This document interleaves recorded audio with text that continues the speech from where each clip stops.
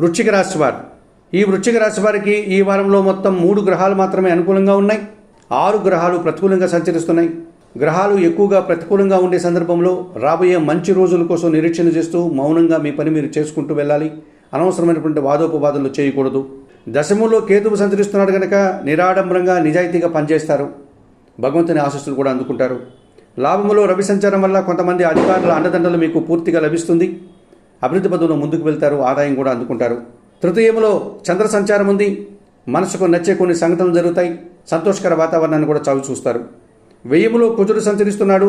ఒకానొక సందర్భంలో పోటీ ప్రపంచంలో వెనకడుగు వేస్తారు. ఖర్చులు పెరుగుతాయి. కొన్ని ఆర్థికపరమైనటువంటి ఇబ్బందులు కూడా ఎదుర్కోవాల్సి ఉంటుంది. దశమంలో శుక్ర సంచారం వల్ల స్త్రీలతో మాట్లాడేటప్పుడు అభిప్రాయ భేదాలకు మనస్పర్ధలకు అవకాశం ఉంది. చిన్న చిన్న అవమానాలు కష్టాలని ఎదుర్కోవాల్సి ఉంటుంది.